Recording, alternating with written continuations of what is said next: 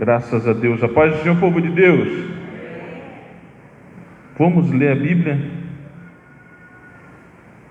1 Tessalonicenses, capítulo 4, versículo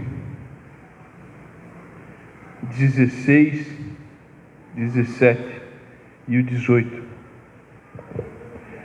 Já pedi permissão, presbítero irmão Pedrinho, porque fugindo do tema da campanha, quero nessa noite pregar este culto da vitória, sobre a maior vitória da igreja, sobre a maior esperança, se não a única da igreja, que está na face da terra, sobre o arrebatamento.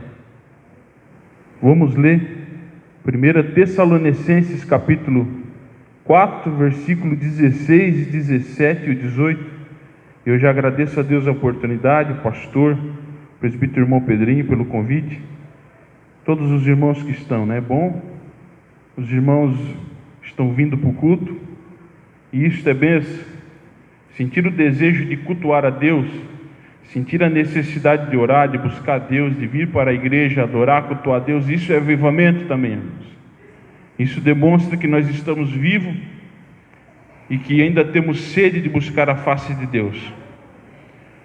16, capítulo 4 de 1 Tessalonicenses: porque o mesmo Senhor descerá do céu com alarido, com voz de arcanjo, com trombeta de Deus, e os que morreram em Cristo ressuscitarão primeiro.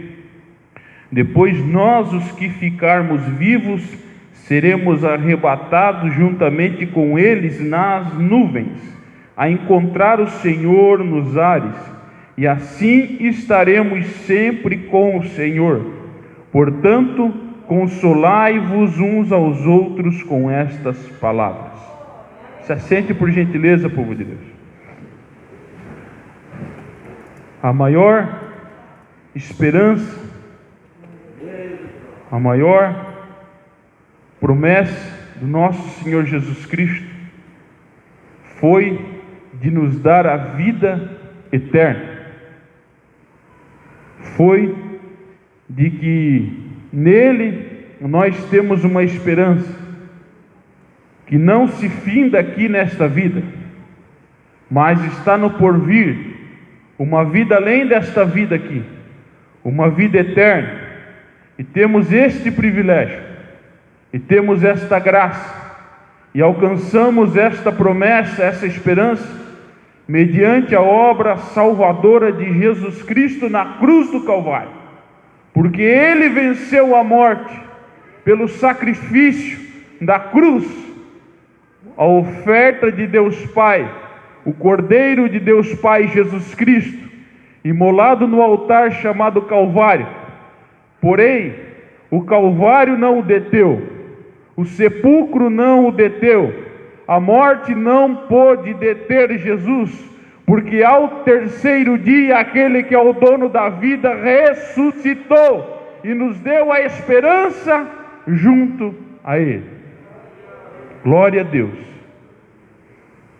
E observando esta epístola de Paulo aos Tessalonicenses, sabemos que a Bíblia, na sua ordem dos livros, não está numa ordem cronológica, porém essa ordem não altera o conteúdo, a mensagem da Bíblia. E no que diz respeito ao Novo Testamento, as epístolas paulinas, esta primeira epístola de Paulo aos Tessalonicenses seria o primeiro escrito de Paulo, a primeira carta que Paulo escreveu, ainda na sua segunda viagem missionária. Vamos ver que Deus levantou o apóstolo Paulo para pregar aos gentios. A Bíblia diz que depois da igreja orar, jejuar, ouvir a voz do Espírito Santo, pedindo para que apartasse Barnabé e Paulo para uma obra específica, a obra missionária. Paulo cumpre a sua primeira viagem missionária, pregando em muitas cidades, o Senhor cooperando com eles, volta para a igreja onde estava reunida e traz os relatos da viagem missionária, mostrando que o Senhor Jesus Cristo estava derramando a sua graça também entre os gentios. Sabemos que na segunda viagem missionária Paulo vai com Silas, ou Silvano, e ele vai agora cumprindo a sua segunda viagem missionária. E em Troade, Paulo tem uma visão de um homem macedônio, a qual clamava pela ajuda, pela intervenção divina na sua terra. E fala este homem em sonho, em revelação a Paulo, ele clama dizendo: atravesse a Macedônia e nos ajude. E Paulo, entendendo que era um chamado divino para ir à Macedônia ganhar aqueles que ainda não foram alcançados pelo Evangelho de Cristo, Paulo atravessa, chega na região da Macedônia, começa a pregar o Evangelho. Os irmãos conhecem, capítulo 16 de Atos dos Apóstolos, Paulo está em Filipos, e ali há um grande rebuliço na cidade de Filipos. Paulo, pelo poder de Deus, liberta uma moça que sofria, atormentada por um espírito de adivinhação. Há um grande rebuliço na cidade. Paulo e Silas são presos, açoitados injustamente, porque não cometeram crime, não cometeram delito, mas libertaram uma mulher da escravidão, do jugo de Satanás. E os seus senhores ficaram irados, porque não poderiam mais lucrar agora em cima do espírito de adivinhação que estava sobre esta mulher. E Paulo passa Filipos, chega a Tessalônica, e durante 3 sábados, 3 semanas, a Bíblia diz que Paulo e Silas ficaram nas sinagogas, pregando o Evangelho naquela região, falando acerca do Evangelho de Cristo. E o que nós vamos ver acerca do que Paulo ensinava? Era um Evangelho poderoso, era um Evangelho glorioso, era uma mensagem, um ensinamento diferente de tudo que eles ouviam. Veja que este Evangelho estava centrado na pessoa de Jesus Cristo. O que os apóstolos ensinavam, o que esses missionários pregavam, era Jesus Cristo, a sua morte e a sua ressurreição. O que eles pregavam? A salvação em Jesus Cristo pela graça. O que eles ensinavam? Ensinavam acerca da vida eterna em Cristo Jesus.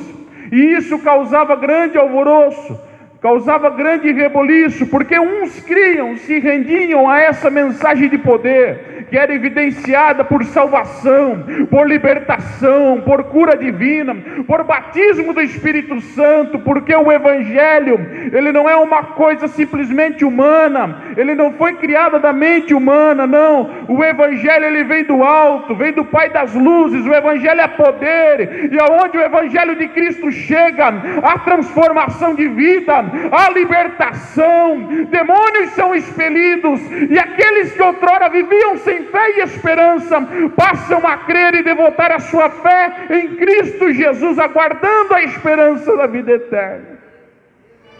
E este Evangelho de poder agora é pregado em Tessalônica. Um grande rebuliço acontece na cidade. Uns judeus ali causam um montim. Paulo se esconde na casa de Jasson. Depois ele parte dali e segue avante em suas viagens missionárias, até que Paulo chega em Atenas e envia de Atenas o jovem Timóteo para Tessalônica novamente. Isto na sua segunda viagem missionária. E Timóteo vai a Tessalônica, sabendo o relato acerca dos irmãos, como estavam os irmãos, a procedência do Evangelho desta tão nova comunidade cristã de Tessalônica. E o relato retorna a Paulo, mas Paulo já não estava mais em Atenas, mas agora em Corinto. Timóteo retorna e Paulo está em Corinto, o qual é informado de tudo que estava acontecendo em Tessalônica, como os irmãos de Tessalônica estavam procedendo na fé em Cristo Jesus, do Evangelho que agora eles abraçaram por fé. E o que Paulo vai escrever nessa primeira epístola, que seria na ordem cronológica a primeira epístola que Paulo endereçou para as suas igrejas, a qual ele fundou, Paulo vai mostrar no capítulo 1 já de Tessalonicenses, que debaixo de muita tribulação, perseguição, esses cristãos abraçaram o Evangelho. Porque os judaizantes não deixaram quieto, Esses que creram. E a Bíblia vai nos mostrar no capítulo 17 de Atos, que muitas pessoas ali em Tessalônica creram. Pessoas da alta sociedade, pessoas de dinheiro. Mas ali estavam os judaizantes, aqueles que eram contra o evangelho da graça, aqueles que não admitiam que nós seremos salvos pela graça na pessoa bendita de Jesus Cristo, aqueles que não criam que Jesus Cristo era o Messias, a qual o Deus Pai haveria de enviar para Salvador do mundo.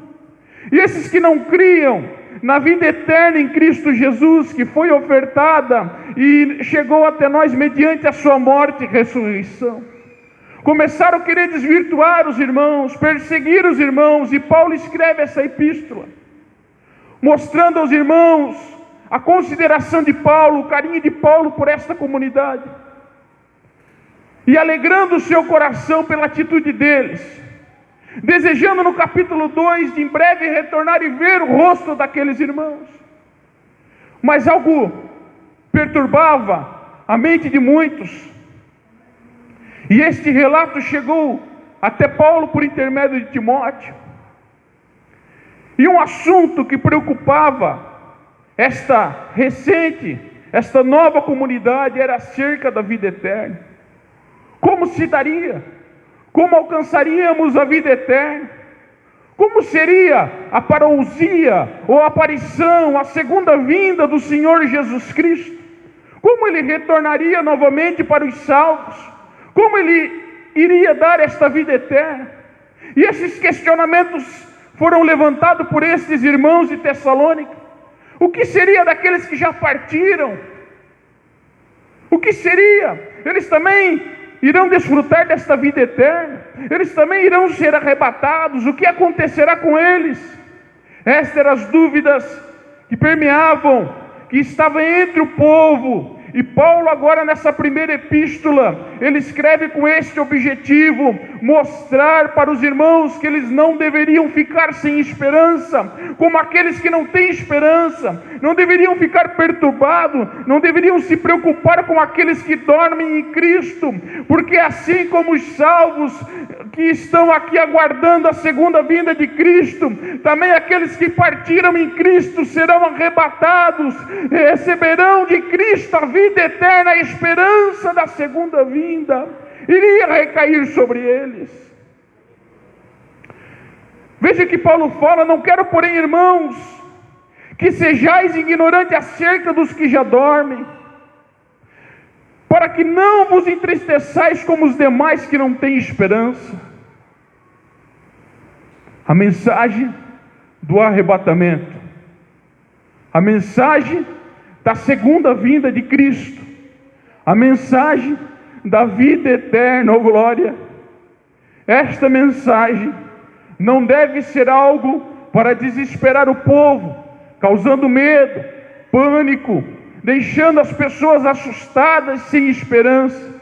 Pelo contrário, a mensagem da vida eterna em Cristo Jesus, a mensagem do arrebatamento, a mensagem da parousia, da segunda aparição de Cristo, ela deve causar no coração dos salvos alegria, esperança, júbilo, gozo, alegria, porque sabemos que a nossa vida não termina aqui, porque se aqui, somente aqui esperássemos Jesus Cristo, disse Paulo aos Coríntios, seríamos os mais miseráveis entre todos os homens.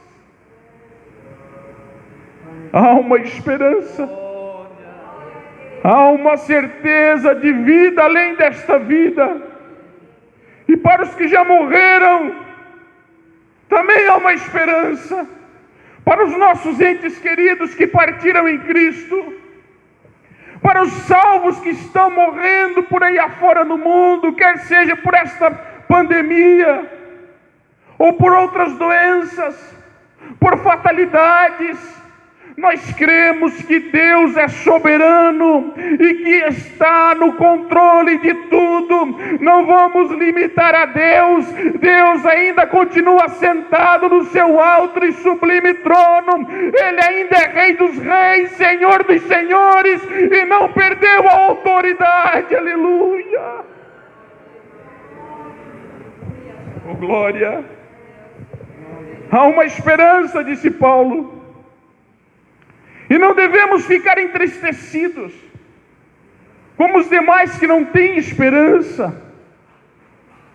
E Paulo continua escrevendo, mostrando que, se cremos que Jesus morreu e ressuscitou, assim também aos que em Jesus dormem, ou morreram em Cristo, Deus tornará a trazer com Ele. Como? Através do arrebatamento. E Paulo vai mostrando mais à frente, porque o nosso Senhor e Salvador Jesus Cristo descerá dos céus, glória, e aparecerá na primeira fase da sua segunda vinda.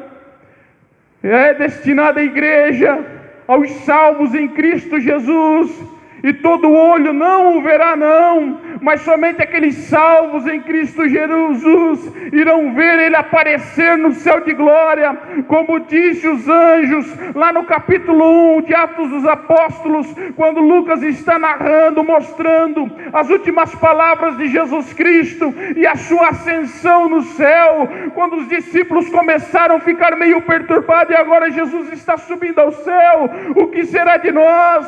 Os dois anjos que estavam ao lado de Jesus olharam para os 11, os galileus, e falaram: varões galileus, por que estáis olhando para o alto? O mesmo Jesus que dentre de vós é tirado e sobre o alto, assim como Ele está subindo, vocês verão Ele vir outra vez. Aleluia.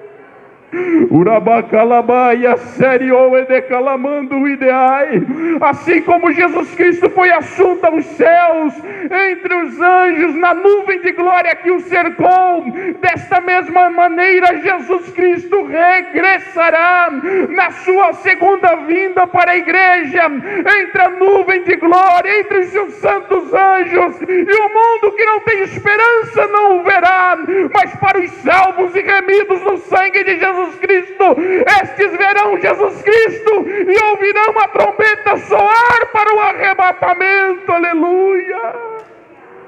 Uramando e de calabachuri anda lá. Esta é nossa vitória, esta é nossa maior esperança, a aparição do nosso Senhor e Salvador Jesus Cristo. Oh glória! E os mortos, Paulo diz que na vinda gloriosa de Jesus Cristo, na sua primeira fase da segunda vinda, os mortos ressuscitarão. Capítulo 4, versículo 16, o 15, os mortos ressuscitarão. Capítulo 15 de 1 Coríntios, é necessário que isto que é corruptível se revista de incorruptibilidade, isto que é material se revista daquilo que não é material. Receberemos um corpo de glória, os que estão vivos aqui, junto com aqueles que já morreram, que aqueles que já morreram em Cristo, seremos juntamente arrebatados. E para quem é destinada a segunda vinda na sua primeira fase? Para a igreja. Qual o propósito? Arrebanhar, congregar numa só assembleia, numa só reunião, num só corpo, todos os salvos em Cristo Jesus. De uma vez por todas, os salvos em Cristo Jesus serão congregados ante a última trombeta. Não confunda a trombeta que Paulo fala no capítulo 15 e no capítulo 4 de 1 Tessalonicenses com a trombeta de Apocalipse das 7 trombetas. Quando Paulo fala em Coríntios, quando Paulo escreve em Tessalonicenses, ele está falando da trombeta de convocação para o arrebatamento. Mas quando João escreve em Apocalipse, ele está falando das 7 trombetas, que são o juízo de Deus derramado na tribulação, nos 7 anos de grande tribulação, as 7 trombetas, os 7 selos, as 7 taças da ira de Deus. Isto tudo será destinado para aqueles que não subirem no arrebatamento. A igreja sobe no arrebatamento, vai participar do tribunal de Cristo, as suas obras sendo julgadas, tudo que fizemos aqui sendo julgado, conforme Paulo diz em Coríntios, conforme as nossas obras serão julgadas no céu, como algo que é provado no fogo, se é madeira, se é feno, se é palha, se é ouro ou se é pedras preciosas, aquilo que fizemos aqui nesta vida, em prol do reino de Deus, nós seremos julgados não para condenação, mas para galardão, receber de Cristo a recompensa por o que fizemos aqui na sua obra, na sua seara, na sua vinha. E o que acontecerá mais com a igreja depois do arrebatamento? Estaremos como? Num banquete nupcial. Porque depois que esperarmos o noivo descer do céu, nós, noiva de Cristo, iremos subir. E como no ato nupcial, iremos participar do banquete, das bodas do Cordeiro. E durante 7 anos, porque a tribulação dura 7 anos aproximadamente, 7 anos nós vamos estar nos céus de glória, participando das bodas do Cordeiro. Enquanto a terra aqui, enquanto o mundo aqui, durante 7 anos de grande tribulação, prova da ira de Deus, do juízo de Deus, das 7 taças, dos 7 selos, das 7 trombetas, a igreja estará gozando nos céus com alegria, com o Pai, junto ao Cordeiro que nós esperamos. E esta trombeta não é a mesma trombeta de Apocalipse, das 7 trombetas. Quando Paulo escreve a Tessalonicenses, quando Paulo escreve no capítulo 15 aos Coríntios, nós devemos entender que o contexto dessas comunidades era o contexto romano. Povos acostumados a ver as marchas do império, dos exércitos romanos.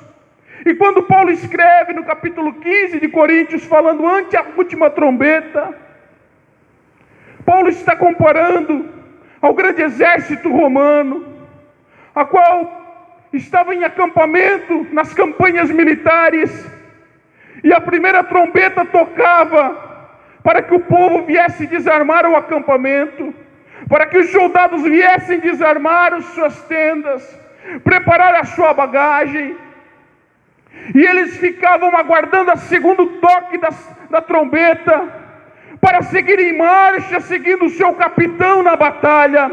A primeira trombeta tocava a fim de prepará-los, de fazer eles desmontarem o acampamento, preparar as suas bagagens, pegar as suas armas de guerra, os escudos, as lanças. E o segundo toque da segunda trombeta, ou da última trombeta, fazia com que eles viessem marchar, conforme o capitão marchava. Assim a igreja de Cristo na face da terra, estamos esperando o ressoar da última trombeta, e quando Jesus ressoar a última trombeta, nós iremos levantar acampamento desta terra, e nós iremos subir ao céu de glória. Uramando ide calabachuri andalai, uramando ide calabaia decebre ou decai. Estamos aguardando o nosso Senhor dos Exércitos, o nosso capitão Jesus Cristo, aquele que encabeça os exércitos da igreja militante, e aqueles que já descansaram em Cristo, depois de participarem de tantas batalhas aqui, contra as hostes espirituais da maldade. Há uma esperança para nós, a trombeta soará. Há uma esperança para nós, é o arrebatamento. Se esta mensagem do arrebatamento não me comover, se essa mensagem do arrebatamento não me tocar, se essa mensagem do arrebatamento não me sensibilizar, o que irá me fazer sentir a graça, o que irá fazer eu gozar da alegria dos céus, o que mensagem irá alegrar o meu coração se não for esta mensagem? Estamos vivendo em tempos difíceis, irmãos. Homens amantes de si mesmo, uma briga pelo poder, uma briga que nós vemos aí, uma manipulação em massa da mídia sobre todo o povo, uma manobra de massa. Os homens fazem aquilo que Deus permite eles fazerem, é verdade. Mas enquanto o homem não se volta para Deus, enquanto o homem vive pela arrogância, pela soberba, pelo orgulho no seu coração, nós vamos ver tudo isso que nós vemos na sociedade: maldade, miséria, corrupção, frieza, briga pelo poder das autoridades. Em quem confiar? Na direita, na esquerda? A nossa esperança não está aqui. A nossa esperança não está aqui. Nós aguardamos o nosso Senhor Jesus Cristo. Uramando cuide abra e descere ou decai. A nossa esperança está em Jesus. A nossa esperança está na pátria celestial, da onde esperaremos e aguardamos o nosso Senhor e Salvador Jesus Cristo, que transformará o nosso corpo abatido para ser conforme a imagem da sua glória. Nós aguardamos Jesus. É aqui que está, que reside, que está guardada a nossa fé, a nossa esperança. É na pessoa bendita de Jesus Cristo. Quando eu escutei o áudio do pastor, por uma convocação do pastor presidente, pedindo para que a igreja viesse orar, para que Jesus viesse arrebatar nós logo, confesso que eu senti um temor, confesso que me pesou algo. Eu falei para minha esposa: meu, que coisa séria que nós ouvimos aqui. O líder da igreja pedindo para que o povo de Deus clame pelo arrebatamento. E a hora, irmãos, e esta é a hora de nos desapegarmos das coisas materiais. Esta é a hora de nós procurarmos viver uma vida vivificada pelo Espírito. E esta é a hora de realmente provarmos de um pleno avivamento. O que é isto, avivamento?